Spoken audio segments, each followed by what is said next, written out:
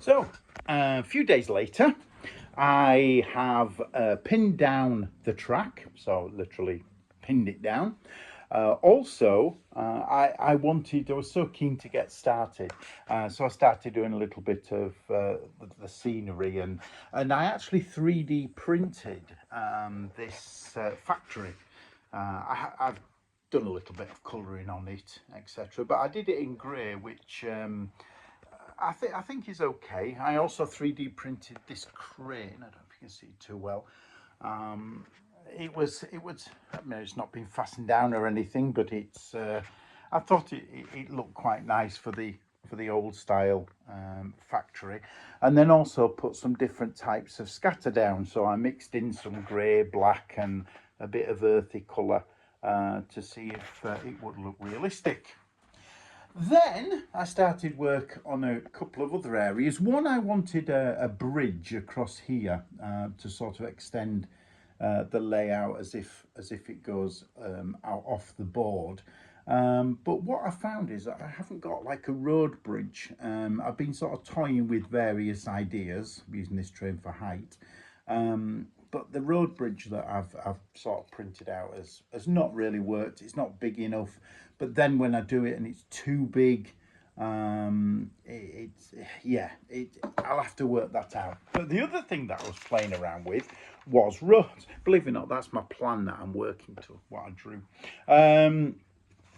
So yeah, what I am looking at is sort of the road area. And I decided to, think, well, what can I make the road of? If I used some printed out sheets that you can get from free from the internet, I could try those. Don't really like them. Don't think it's good. Then I looked at some STL files available. I printed this. I did colour that in. It's a bit thin. I could make it a bit thicker. It's not got a nice finish on it, that one. I did actually do another, which I'm desperately looking for, where I used the other side. I sort of printed it upside down with the idea that that's actually a nicer finish than that one.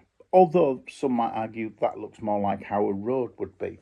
But then I found this one, which is part of a you can stick things together. You can add parts, and there are a few curves, etc. And I did quite like this. It's got the markings in that you can put the road markings, but it's got a bit of thickness. But I'm just wondering if it's too thick.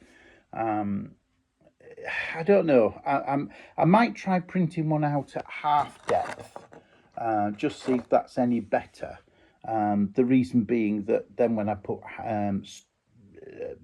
buildings against it, I'm not having to raise the buildings up.